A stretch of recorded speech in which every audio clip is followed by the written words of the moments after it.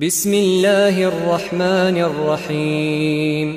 الحمد لله الذي أنزل على عبده الكتاب ولم يجعل له عوجا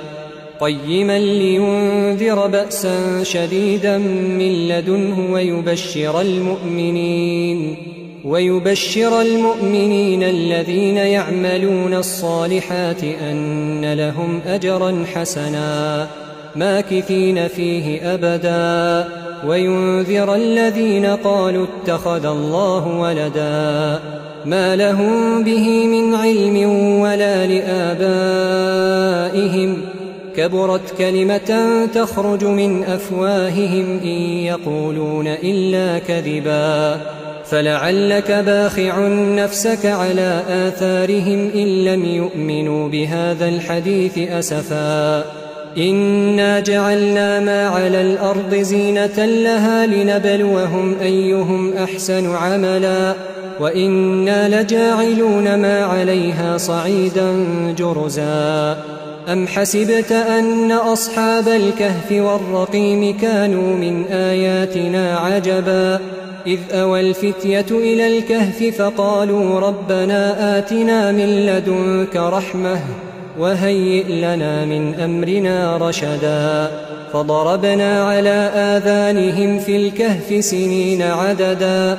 ثم بعثناهم لنعلم أي الحزبين أحصى لما لبثوا أمدا نحن نقص عليك نبأهم بالحق إنهم فتية آمنوا بربهم وزدناهم هدى وربطنا على قلوبهم إذ قاموا فقالوا ربنا رب السماوات والأرض لن ندعو من دونه إلها لقد قلنا إذا شططا هؤلاء قومنا اتخذوا من دونه آلهة لولا يأتون عليهم بسلطان بين فمن أظلم ممن افترى على الله كذبا وإذ اعتزلتموهم وما يعبدون إلا الله فأووا إلى الكهف ينشر لكم ربكم من رحمته ويهيئ لكم من أمركم مرفقا وترى الشمس إذا طلعت تزاور عن كهفهم ذات اليمين وإذا غربت تقرضهم ذات الشمال وهم في فجوة منه ذلك من آيات الله من يهد الله فهو المهتد ومن يضلل فلن تجد له وليا مرشدا وتحسبهم أيقاظا وهم رقود ونقلبهم ذات اليمين وذات الشمال وكلبهم باسط ذراعيه بالوصيد لو اطلعت عليهم لوليت منهم فرارا ولملئت منهم رعبا وكذلك بعثناهم ليتساءلوا بينهم قال قائل منهم كم لبثتم قالوا لبثنا يوما أو بعض يوم قالوا ربكم أعلم بما لبثتم فابعثوا أحدكم بورقكم هذه إلى المدينة فلينظر أيها أزكى طعاما فليأتكم برزق منه وليتلطف ولا يشعرن بكم أحدا إنهم إن يظهروا عليكم يرجموكم أو يعيدوكم في ملتهم ولن تفلحوا إذن أبدا وكذلك أعثرنا عليهم ليعلموا أن وعد الله حق وأن الساعة لا ريب فيها إذ يتنازعون بينهم أمرهم فقالوا ابنوا عليهم بنيانا ربهم أعلم بهم قال الذين غلبوا على أمرهم لنتخذن عليهم مسجدا سيقولون ثلاثة رابعهم كلبهم ويقولون خمسة سادسهم كلبهم رجما بالغيب ويقولون 7 وثامنهم كلبهم قل ربي أعلم بعدتهم ما يعلمهم إلا قليل فلا تمار فيهم إلا مراء ظاهرا ولا تستفت فيهم منهم أحدا ولا تقولن لشيء إني فاعل ذلك غدا إلا أن يشاء الله واذكر ربك إذا نسيت وقل عسى أن يهديني ربي لأقرب من هذا رشدا ولبثوا في كهفهم 300 سنين وازدادوا 9 قل الله أعلم بما لبثوا له غيب السماوات والأرض أبصر به وأسمع ما لهم من دونه من ولي ولا يشرك في حكمه أحدا واتل ما أوحي إليك من كتاب ربك لا مبدل لكلماته ولن تجد من دونه ملتحدا واصبر نفسك مع الذين يدعون ربهم بالغداة والعشي يريدون وجهه ولا تعد عيناك عنهم تريد زينة الحياة الدنيا ولا تطع من أغفلنا قلبه عن ذكرنا واتبع هواه وكان أمره فرطا وقل الحق من ربكم فمن شاء فليؤمن ومن شاء فليكفر إنا أعتدنا للظالمين نارا أحاط بهم سرادقها وإن يستغيثوا يغاثوا بماء كالمهل يشوي الوجوه بئس الشراب وساءت مرتفقا إن الذين آمنوا وعملوا الصالحات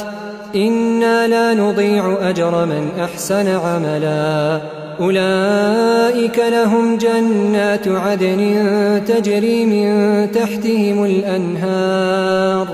يحلون فيها من أساور من ذهب ويلبسون ثيابا خضرا من سندس واستبرق متكئين فيها على الأرائك نعم الثواب وحسنت مرتفقا واضرب لهم مثل الرجلين جعلنا لأحدهما جنتين من أعناب وحففناهما بنخل وجعلنا بينهما زرعا كلتا الجنتين آتت أكلها ولم تظلم منه شيئا وفجرنا خلالهما نهرا وكان له ثمر فقال لصاحبه وهو يحاوره أنا أكثر منك مالا وأعز نفرا ودخل جنته وهو ظالم لنفسه قال ما أظن أن تبيد هذه أبدا وما أظن الساعة قائمة ولئن رددت إلى ربي لأجدن خيرا منها منقلبا قال له صاحبه وهو يحاوره أكفرت بالذي خلقك من تراب ثم من نطفة ثم سواك رجلا لكن هو الله ربي ولا أشرك بربي أحدا ولولا إذ دخلت جنتك قلت ما شاء الله لا قوة إلا بالله إن ترني أنا أقل منك مالا وولدا فعسى ربي أن يؤتيني خيرا من جنتك ويرسل عليها حسبانا من السماء فتصبح صعيدا زلقا أو يصبح ماؤها غورا فلن تستطيع له طلبا وأحيط بثمره فأصبح يقلب كفيه على ما أنفق فيها وهي خاوية على عروشها ويقول يا ليتني لم أشرك بربي أحدا ولم تكن له فئة ينصرونه من دون الله وما كان منتصرا هنالك الولاية لله الحق هو خير ثوابا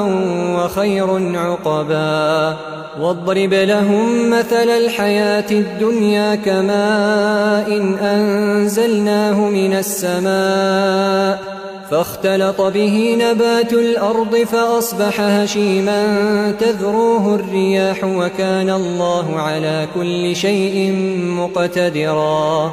المال والبنون زينة الحياة الدنيا والباقيات الصالحات خير عند ربك ثوابا وخير أملا ويوم نسير الجبال وترى الأرض بارزة وحشرناهم فلم نغادر منهم أحدا وعرضوا على ربك صفا لقد جئتمونا كما خلقناكم أول مرة بل زعمتم أن لن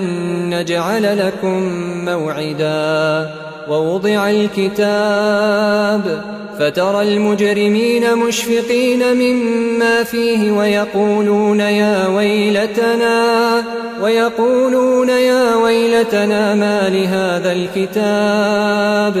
ما لهذا الكتاب لا يغادر صغيرة ولا كبيرة إلا أحصاها ووجدوا ما عملوا حاضرا ولا يظلم ربك أحدا وإذ قلنا للملائكة اسجدوا لآدم فسجدوا إلا إبليس كان من الجن ففسق عن أمر ربه أفتتخذونه وذريته أولياء من دوني وهم لكم عدو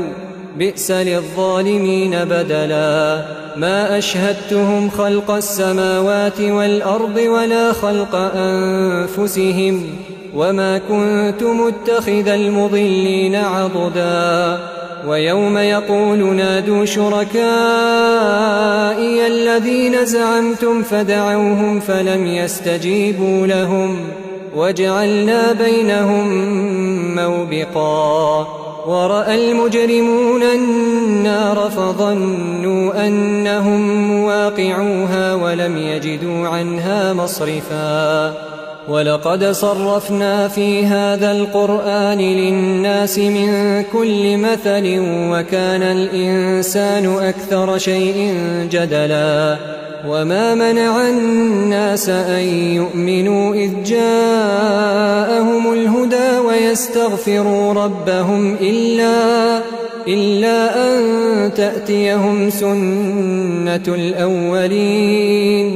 إلا أن تأتيهم سنة الأولين أو يأتيهم العذاب قبلا وما نرسل المرسلين إلا مبشرين ومنذرين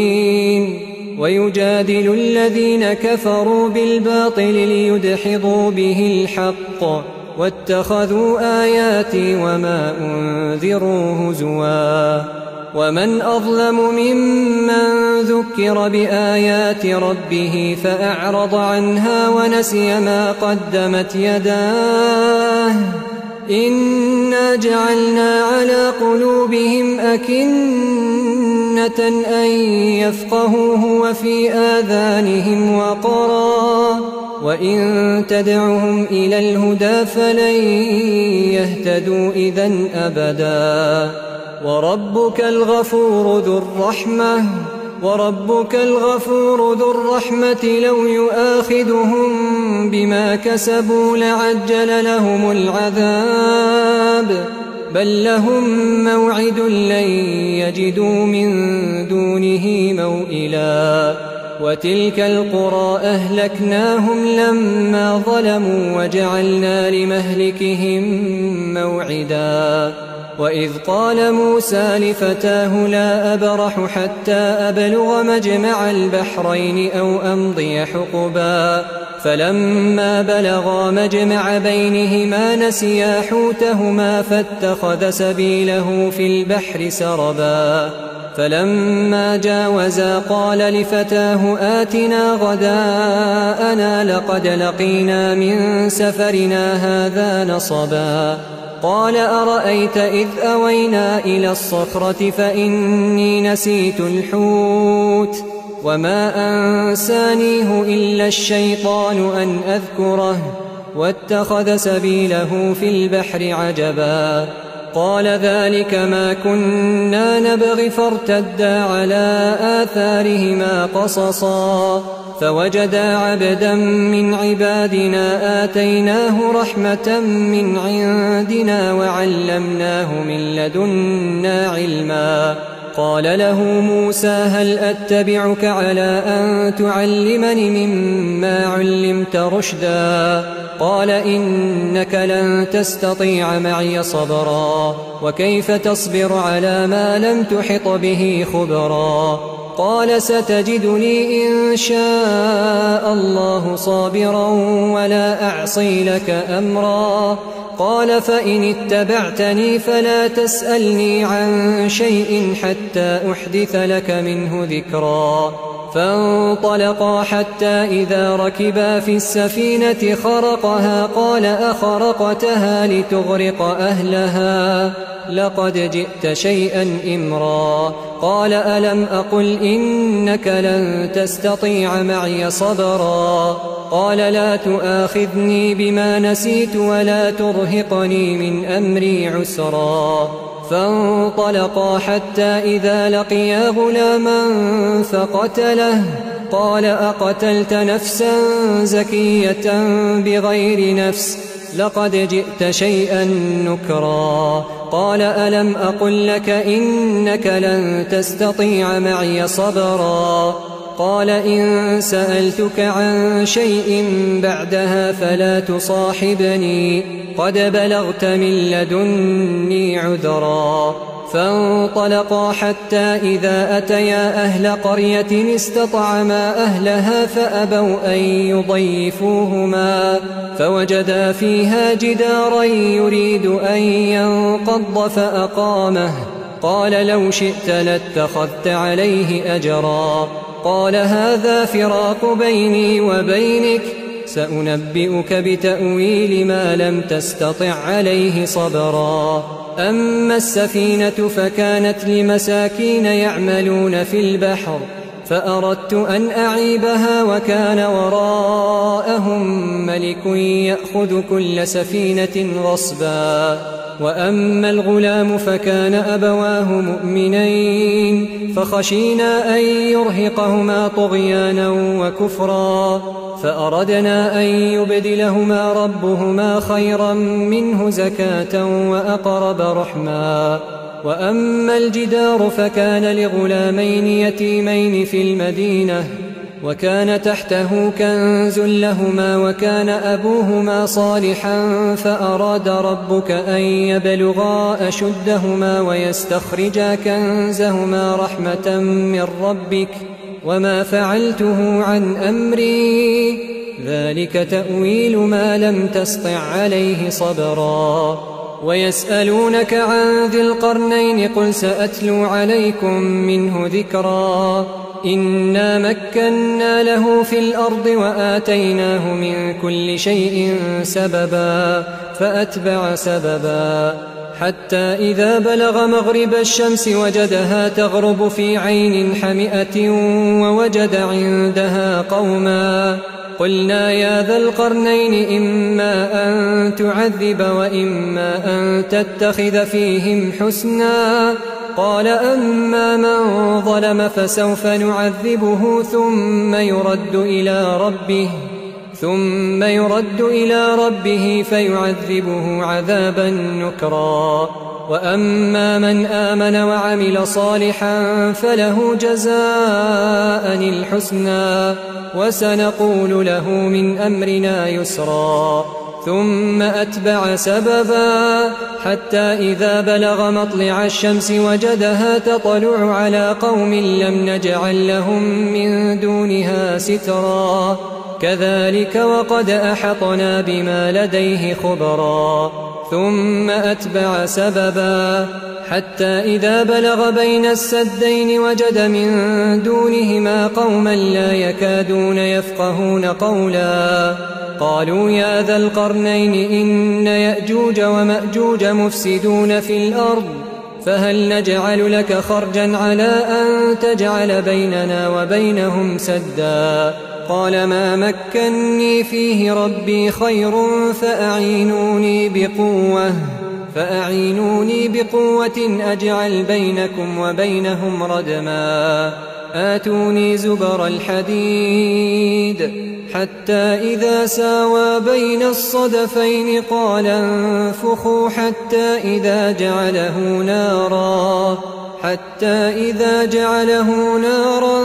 قال آتوني أفرغ عليه قطرا فما استطاعوا أن يظهروه وما استطاعوا له نقبا قال هذا رحمة من ربي فإذا جاء وعد ربي جعله دكا وكان وعد ربي حقا وتركنا بعضهم يومئذ يموج في بعض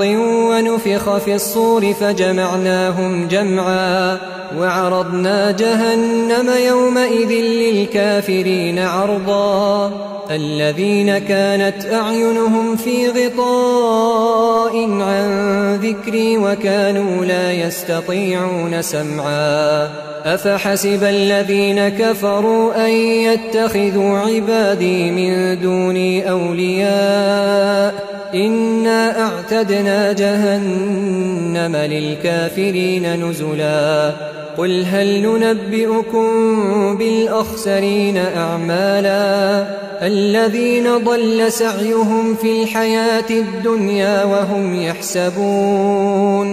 وهم يحسبون أنهم يحسنون صنعا أولئك الذين كفروا بآيات ربهم ولقائه فحبطت أعمالهم فلا نقيم لهم يوم القيامة وزنا ذلك جزاؤهم جهنم بما كفروا واتخذوا آياتي ورسلي هزوا إن الذين آمنوا وعملوا الصالحات كانت لهم جنات الفردوس نزلا خالدين فيها لا يبغون عنها حولا قل لو كان البحر مدادا لكلمات ربي لنفد البحر قبل أن تنفد كلمات ربي ولو جئنا بمثله مددا قل إنما أنا بشر مثلكم يوحى إلي أنما إلهكم إله واحد فمن كان يرجو لقاء ربه فليعمل عملا صالحا ولا يشرك بعبادة ربه أحدا بسم الله الرحمن الرحيم الحمد لله الذي أنزل على عبده الكتاب ولم يجعل له عوجا قيما لينذر بأسا شديدا من لدنه ويبشر المؤمنين الذين يعملون الصالحات أن لهم أجرا حسنا ماكثين فيه أبدا وينذر الذين قالوا اتخذ الله ولدا ما لهم به من علم ولا لآبائهم كبرت كلمة تخرج من أفواههم إن يقولون إلا كذبا فلعلك باخع نفسك على آثارهم إن لم يؤمنوا بهذا الحديث أسفا إنا جعلنا ما على الأرض زينة لها لنبلوهم أيهم أحسن عملا وإنا لجاعلون ما عليها صعيدا جرزا أم حسبت أن أصحاب الكهف والرقيم كانوا من آياتنا عجبا إذ أوى الفتية إلى الكهف فقالوا ربنا آتنا من لدنك رحمة وهيئ لنا من أمرنا رشدا فضربنا على آذانهم في الكهف سنين عددا ثم بعثناهم لنعلم أي الحزبين أحصى لما لبثوا أمدا نحن نقص عليك نبأهم بالحق إنهم فتية آمنوا بربهم وزدناهم هدى وربطنا على قلوبهم إذ قاموا فقالوا ربنا رب السماوات والأرض لن ندعو من دونه إلها لقد قلنا إذا شططا هؤلاء قومنا اتخذوا من دونه آلهة لولا يأتون عليهم بسلطان بين فمن أظلم ممن افترى على الله كذبا وإذ اعتزلتموهم وما يعبدون إلا الله فأووا إلى الكهف ينشر لكم ربكم من رحمته ويهيئ لكم من أمركم مرفقا وترى الشمس إذا طلعت تزاور عن كهفهم ذات اليمين وإذا غربت تقرضهم ذات الشمال وهم في فجوة منه ذلك من آيات الله من يهد الله فهو المهتد ومن يضلل فلن تجد له وليا مرشدا وتحسبهم أيقاظا وهم رقود ونقلبهم ذات اليمين وذات الشمال وكلبهم باسط ذراعيه بالوصيد لو اطلعت عليهم لوليت منهم فرارا ولملئت منهم رعبا وكذلك بعثناهم ليتساءلوا بينهم قال قائل منهم كم لبثتم قالوا لبثنا يوما أو بعض يوم قالوا ربكم أعلم بما لبثتم فابعثوا أحدكم بورقكم هذه إلى المدينة فلينظر أيها أزكى طعاما فليأتكم برزق منه وليتلطف ولا يشعرن بكم أحدا إنهم إن يظهروا عليكم يرجموكم أو يعيدوكم في ملتهم ولن تفلحوا إذن أبدا وكذلك أعثرنا عليهم ليعلموا أن وعد الله حق وأن الساعة لا ريب فيها إذ يتنازعون بينهم أمرهم فقالوا بنوا عليهم بنيانا ربهم أعلم بهم قال الذين غلبوا على أمرهم لنتخذن عليهم مسجدا سيقولون ثلاثة رابعهم كلبهم ويقولون خمسة سادسهم كلبهم رجما بالغيب ويقولون سبعة وثامنهم كلبهم قل ربي أعلم بعدتهم ما يعلمهم إلا قليل فلا تمار فيهم إلا مراء ظاهرا ولا تستفت فيهم منهم أحدا ولا تقولن لشيء إني فاعل ذلك غدا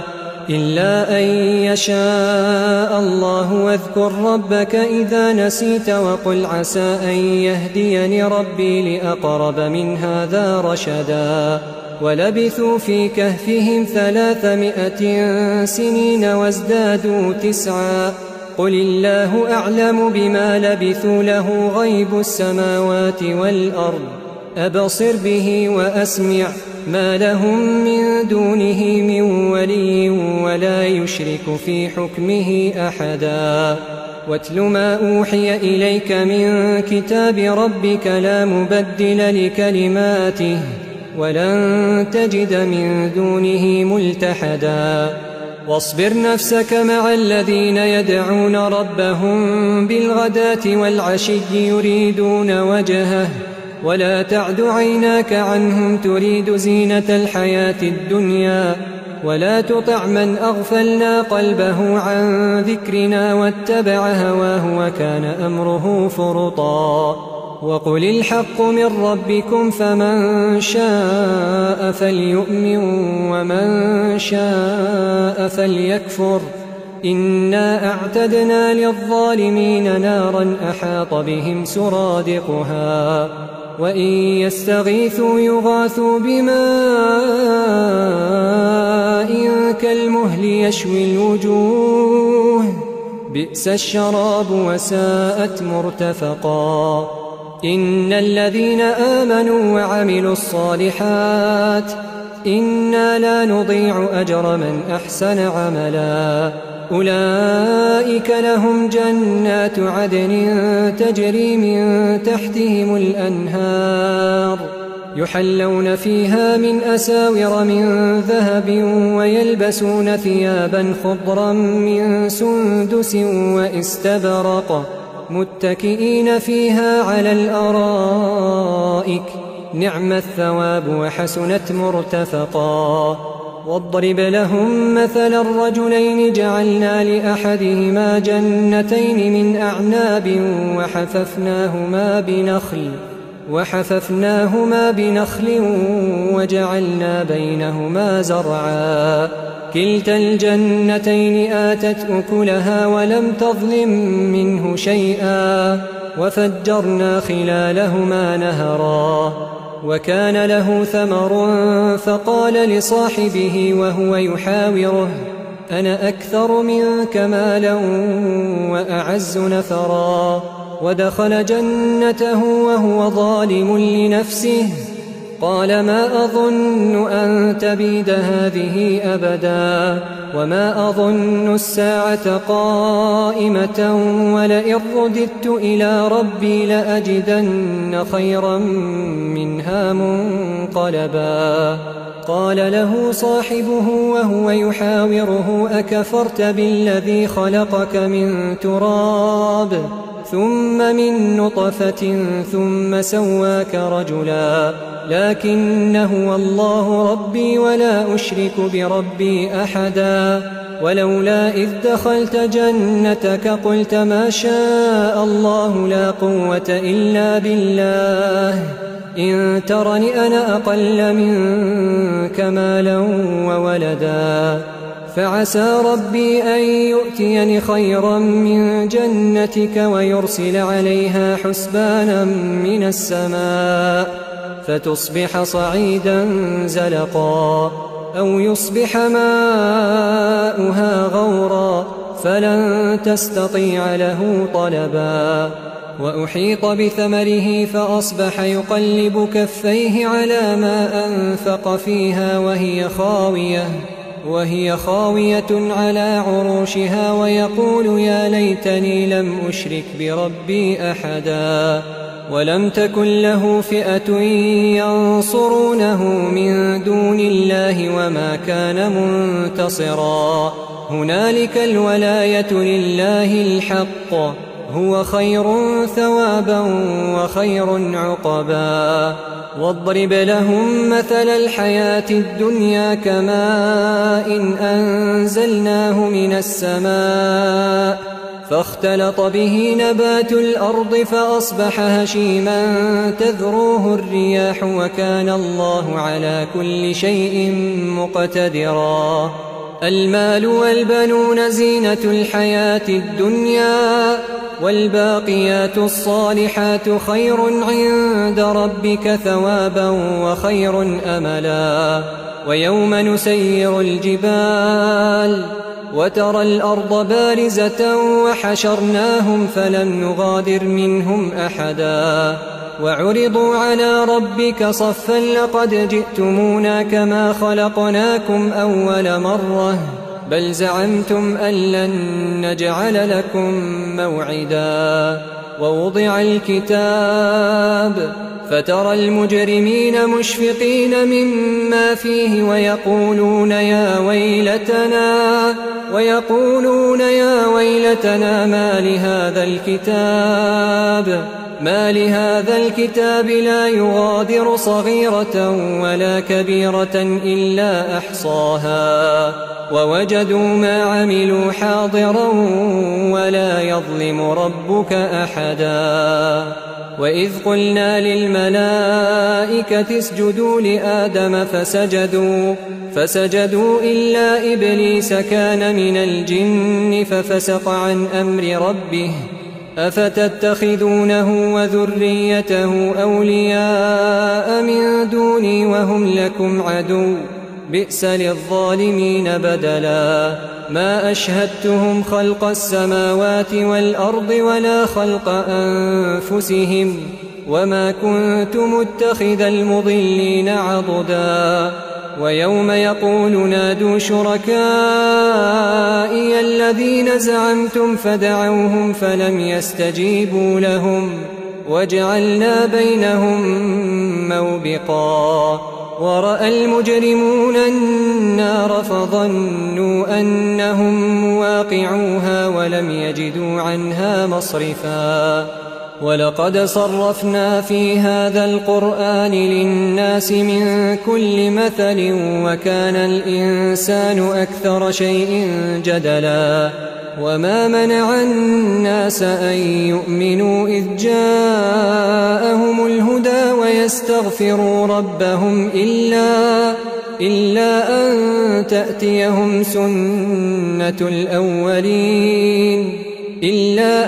تأتيهم سنة الأولين أو يأتيهم العذاب قبلا. وما نرسل المرسلين إلا مبشرين ومنذرين ويجادل الذين كفروا بالباطل ليدحضوا به الحق واتخذوا آياتي وما أنذروا هزوا. ومن أظلم ممن ذكر بآيات ربه فأعرض عنها ونسي ما قدمت يداه إنا جعلنا على قلوبهم أكنة أن يفقهوه وفي آذانهم وقرا وإن تدعهم إلى الهدى فلن يهتدوا إذن أبدا. وربك الغفور ذو الرحمة لو يؤاخذهم بما كسبوا لعجل لهم العذاب بل لهم موعد لن يجدوا من دونه موئلا. وتلك القرى أهلكناهم لما ظلموا وجعلنا لمهلكهم موعدا. وإذ قال موسى لفتاه لا أبرح حتى أبلغ مجمع البحرين أو أمضي حقبا فلما بلغا مجمع بينهما نسيا حوتهما فاتخذ سبيله في البحر سربا. فلما جاوزا قال لفتاه آتنا غداءنا لقد لقينا من سفرنا هذا نصبا. قال أرأيت إذ أوينا إلى الصخرة فإني نسيت الحوت وما أنسانيه إلا الشيطان أن أذكره واتخذ سبيله في البحر عجبا. قال ذلك ما كنا نبغي فارتدا على آثارهما قصصا فوجدا عبدا من عبادنا آتيناه رحمة من عندنا وعلمناه من لدنا علما. قال له موسى هل أتبعك على أن تعلمني مما علمت رشدا؟ قال إنك لن تستطيع معي صبرا وكيف تصبر على ما لم تحط به خبرا. قال ستجدني إن شاء الله صابرا ولا أعصي لك أمرا. قال فإن اتبعتني فلا تسألني عن شيء حتى أحدث لك منه ذكرا. فانطلقا حتى إذا ركبا في السفينة خرقها قال أخرقتها لتغرق أهلها لقد جئت شيئا إمرا قال ألم أقل إنك لن تستطيع معي صبرا قال لا تؤاخذني بما نسيت ولا ترهقني من أمري عسرا فانطلقا حتى إذا لقيا غلاما فقتله قال أقتلت نفسا زكية بغير نفس لقد جئت شيئا نكرا قال ألم أقل لك إنك لن تستطيع معي صبرا قال إن سألتك عن شيء بعدها فلا تصاحبني قد بلغت من لدني عذرا فانطلقا حتى إذا أتيا أهل قرية استطعما أهلها فأبوا أن يضيفوهما فوجدا فيها جدارا يريد أن ينقض فأقامه قال لو شئت لاتخذت عليه أجرا قال هذا فراق بيني وبينك سأنبئك بتأويل ما لم تستطع عليه صبرا أما السفينة فكانت لمساكين يعملون في البحر فأردت أن أعيبها وكان وراءهم ملك يأخذ كل سفينة غصبا وأما الغلام فكان أبواه مؤمنين فخشينا أن يرهقهما طغيانا وكفرا فأردنا أن يبدلهما ربهما خيرا منه زكاة وأقرب رحما وأما الجدار فكان لغلامين يتيمين في المدينة وكان تحته كنز لهما وكان أبوهما صالحا فأراد ربك أن يبلغا أشدهما ويستخرجا كنزهما رحمة من ربك وما فعلته عن أمري ذلك تأويل ما لم تسطع عليه صبرا ويسألونك عن ذي القرنين قل سأتلو عليكم منه ذكرا إنا مكنا له في الأرض وآتيناه من كل شيء سببا فأتبع سببا حتى إذا بلغ مغرب الشمس وجدها تغرب في عين حمئة ووجد عندها قوما قلنا يا ذا القرنين إما أن تعذب وإما أن تتخذ فيهم حسنا قال أما من ظلم فسوف نعذبه ثم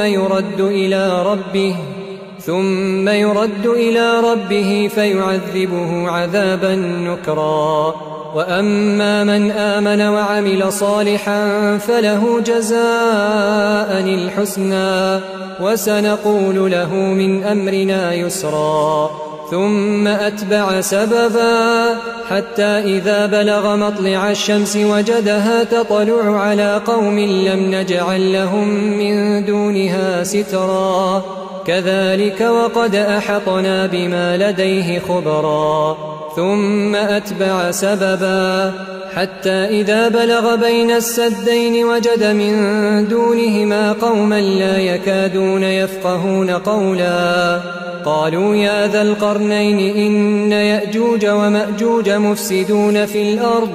فهل نجعل لك خرجا على أن تجعل بيننا وبينهم سدا قال ما مكني فيه ربي خير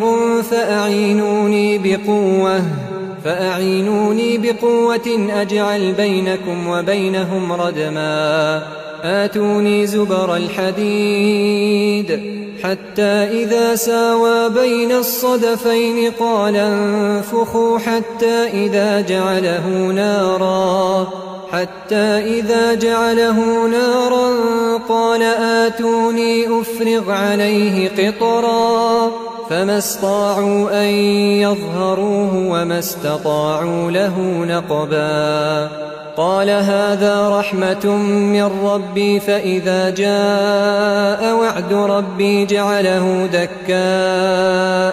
وكان وعد ربي حقا وتركنا بعضهم يومئذ يموج في بعض ونفخ في الصور فجمعناهم جمعا وعرضنا جهنم يومئذ للكافرين عرضا الذين كانت أعينهم في غطاء عن ذكري وكانوا لا يستطيعون سمعا أفحسب الذين كفروا أن يتخذوا عبادي من دوني أولياء إنا أعتدنا جهنم للكافرين نزلا قل هل ننبئكم بالأخسرين أعمالا الذين ضل سعيهم في الحياة الدنيا وهم يحسبون أنهم يحسنون صنعا أولئك الذين كفروا بآيات ربهم ولقائه فحبطت أعمالهم فلا نقيم لهم يوم القيامة وزنا ذلك جزاؤهم جهنم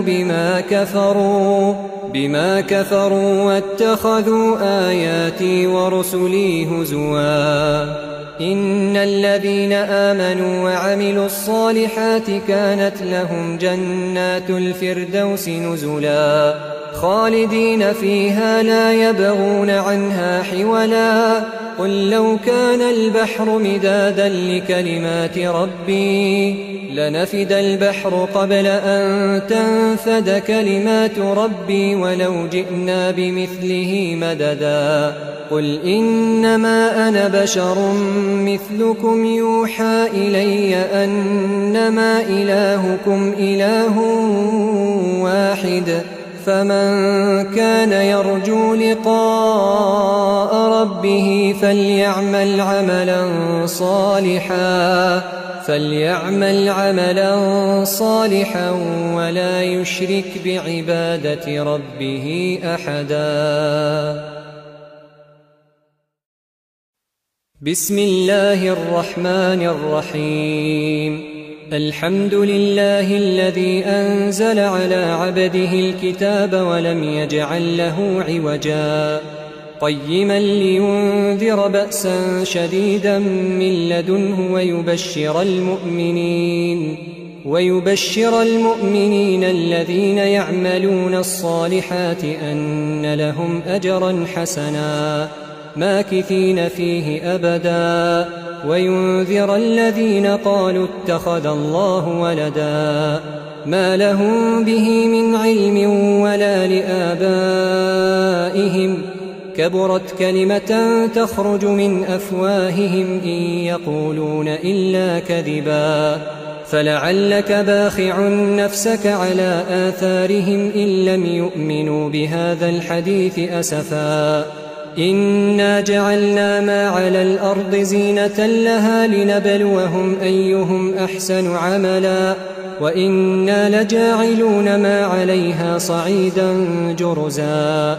أم حسبت أن أصحاب الكهف والرقيم كانوا من آياتنا عجبا إذ أوى الفتية إلى الكهف فقالوا ربنا آتنا من لدنك رحمة وهيئ لنا من أمرنا رشدا فضربنا على آذانهم في الكهف سنين عددا ثم بعثناهم لنعلم أي الحزبين أحصى لما لبثوا أمدا نحن نقص عليك نبأهم بالحق إنهم فتية آمنوا بربهم وزدناهم هدى وربطنا على قلوبهم إذ قاموا فقالوا ربنا رب السماوات والأرض لن ندعو من دونه إلها لقد قلنا إذا شططا هؤلاء قومنا اتخذوا من دونه آلهة لولا يأتون عليهم بسلطان بين فمن أظلم ممن افترى على الله كذبا وإذ اعتزلتموهم وما يعبدون إلا الله فأووا إلى الكهف ينشر لكم ربكم من رحمته ويهيئ لكم من أمركم مرفقا وترى الشمس إذا طلعت تزاور عن كهفهم ذات اليمين وإذا غربت تقرضهم ذات الشمال وهم في فجوة منه ذلك من آيات الله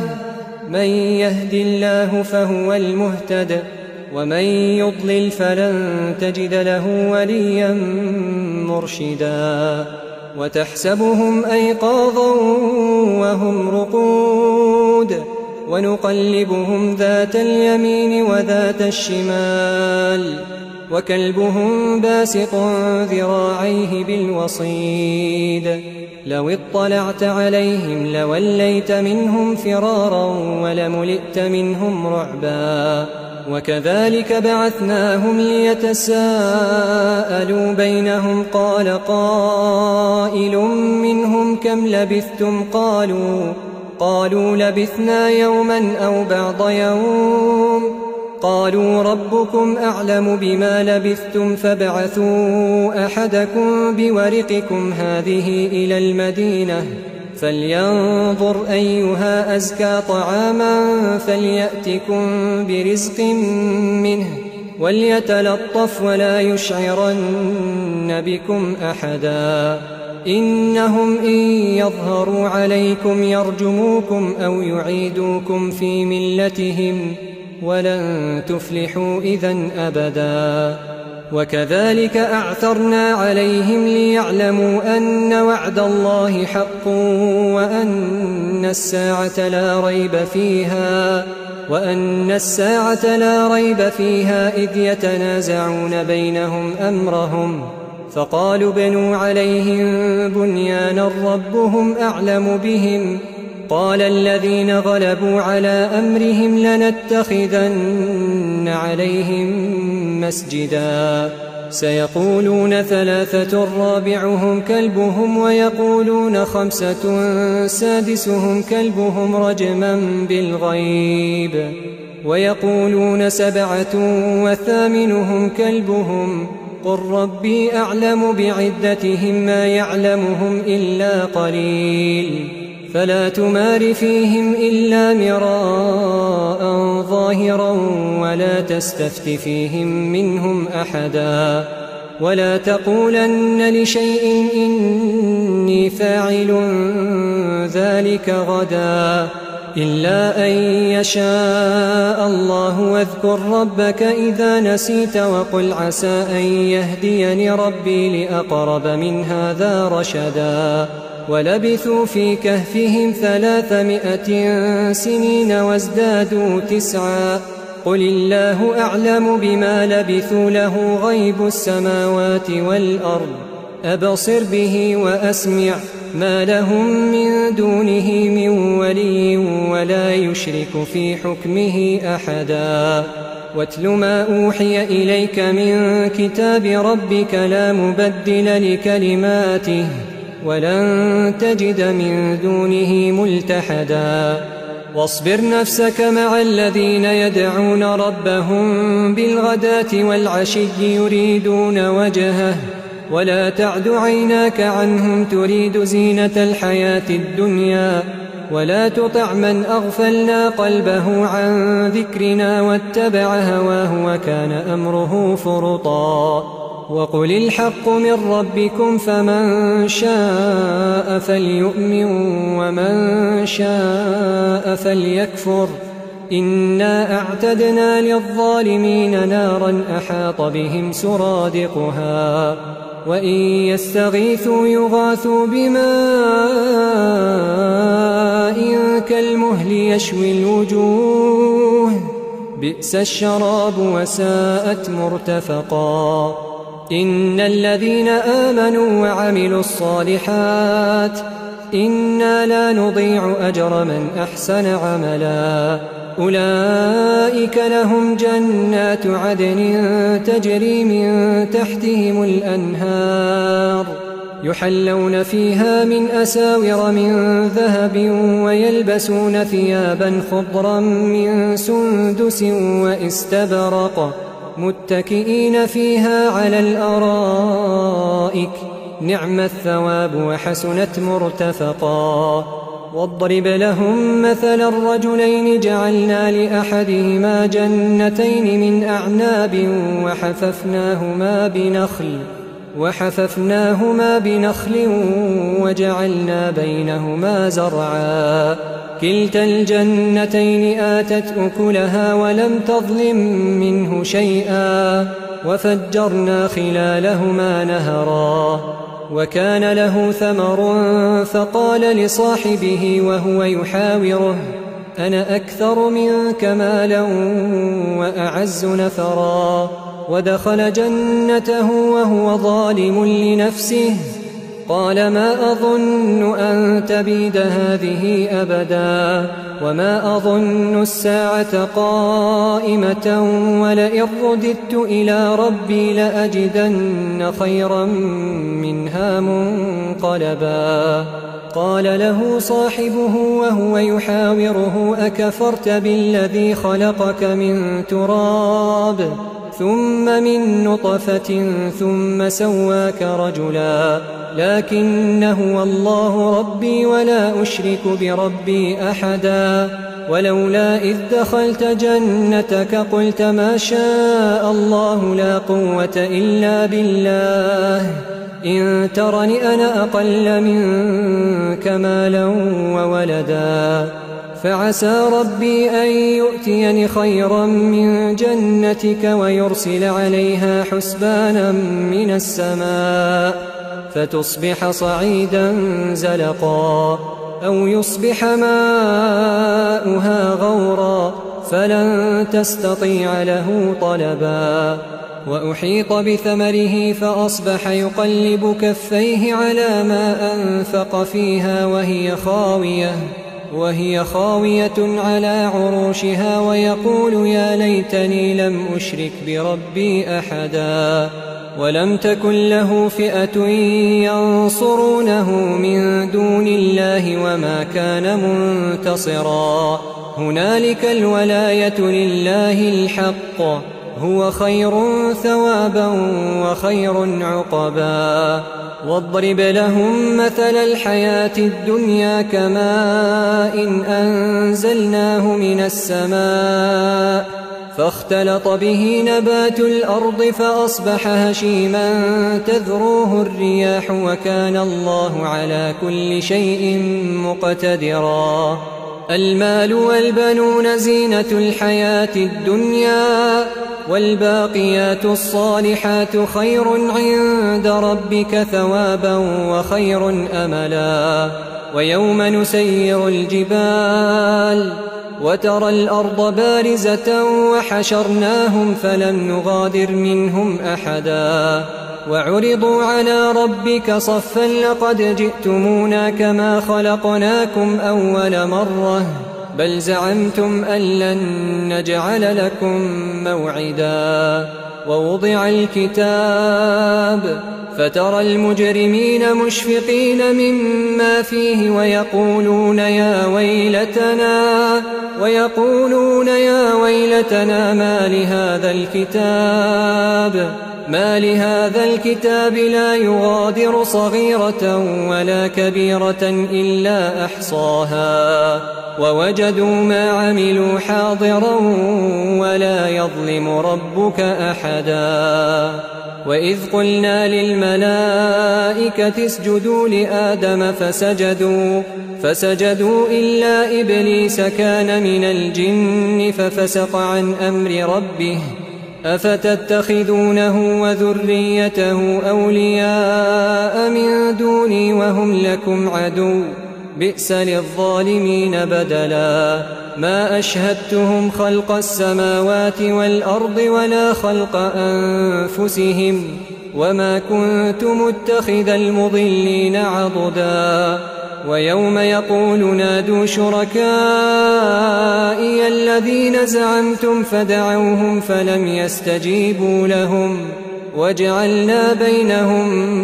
موبقا. ورأى المجرمون النار فظنوا أنهم مواقعوها ولم يجدوا عنها مصرفا. ولقد صرفنا في هذا القرآن للناس من كل مثل وكان الإنسان أكثر شيء جدلا وما منع الناس أن يؤمنوا إذ جاءهم الهدى ويستغفروا ربهم إلا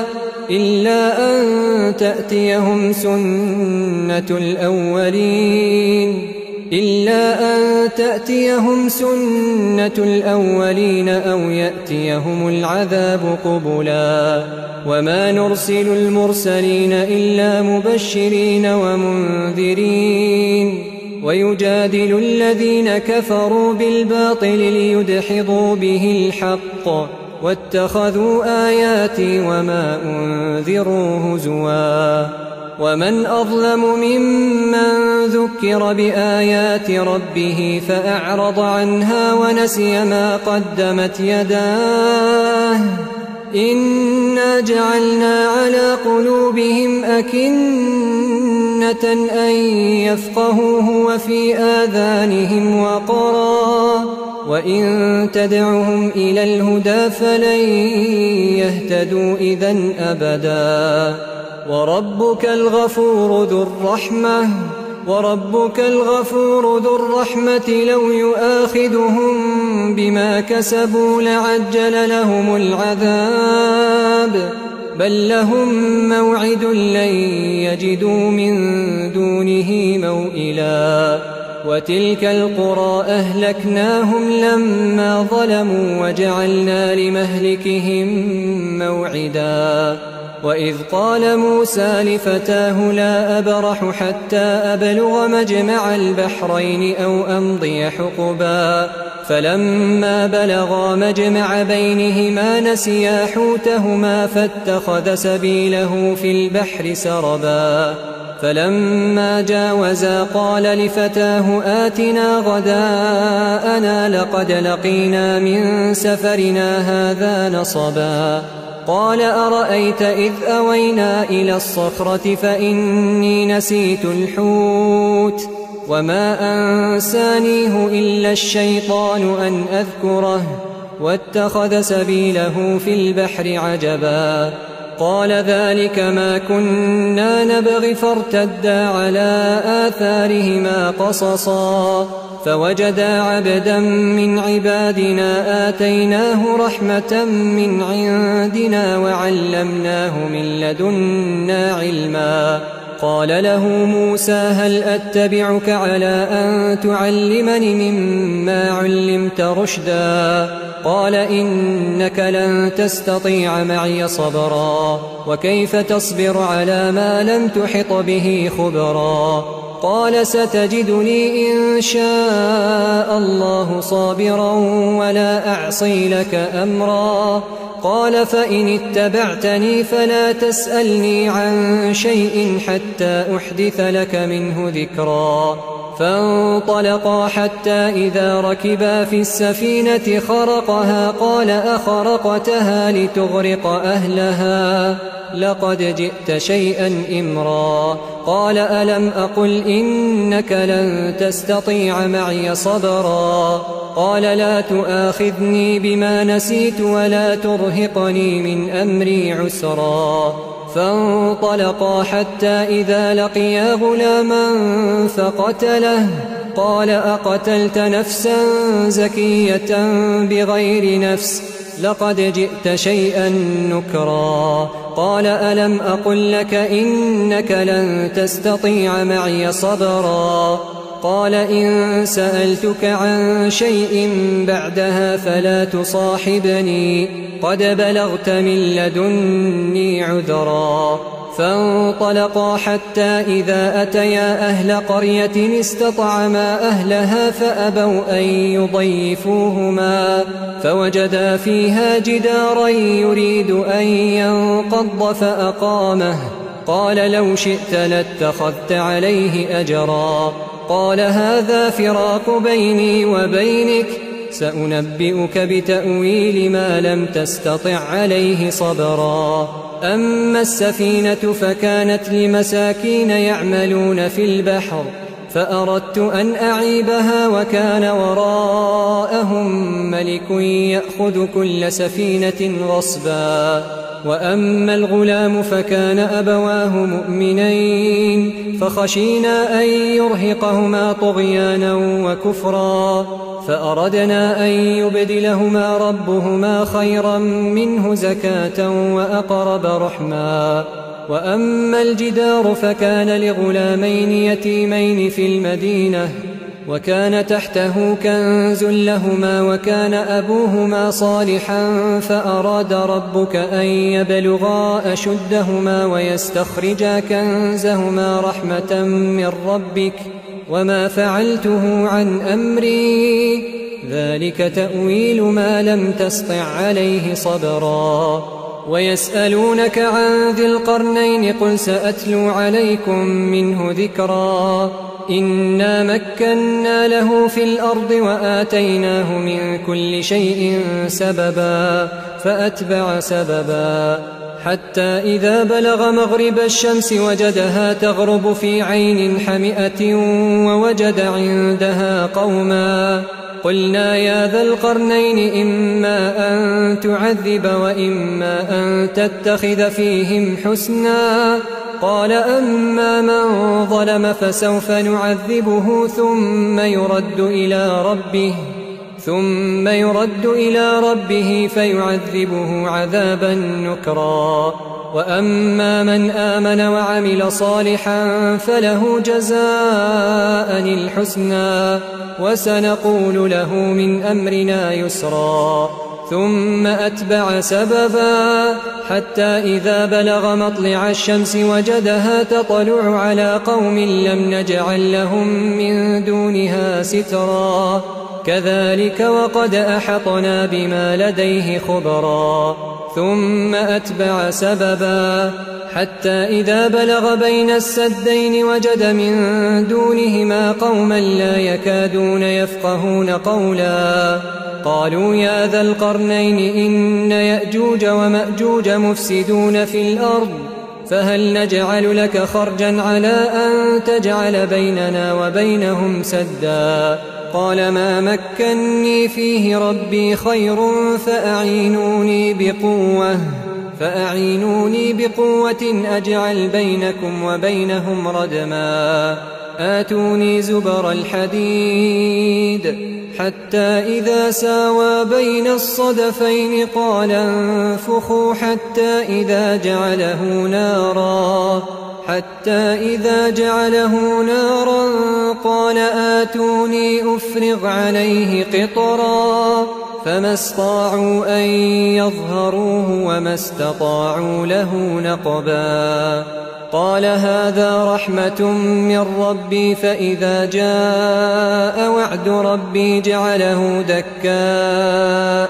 وكان وعد ربي حقا. وتركنا بعضهم يومئذ يموج في بعض ونفخ في الصور فجمعناهم جمعا. وعرضنا جهنم يومئذ للكافرين عرضا. الذين كانت أعينهم في غطاء عن ذكري وكانوا لا يستطيعون سمعا. أفحسب الذين كفروا أن يتخذوا عبادي من دوني أولياء إنا أعتدنا جهنم للكافرين نزلا. قل هل ننبئكم بالأخسرين أعمالا الذين ضل سعيهم في الحياة الدنيا وهم يحسبون أنهم يحسنون صنعا. أولئك الذين كفروا بآيات ربهم ولقائه فحبطت أعمالهم فلا نقيم لهم يوم القيامة وزنا. ذلك جزاؤهم جهنم بما كفروا واتخذوا آياتي ورسلي هزوا. إن الذين آمنوا وعملوا الصالحات كانت لهم جنات الفردوس نزلا خالدين فيها لا يبغون عنها حولا قل لو كان البحر مدادا لكلمات ربي لنفد البحر قبل أن تنفد كلمات ربي ولو جئنا بمثله مددا قل إنما أنا بشر مثلكم يوحى إلي أنما إلهكم إله واحد فمن كان يرجو لقاء ربه فليعمل عملا صالحا ولا يشرك بعبادة ربه أحدا.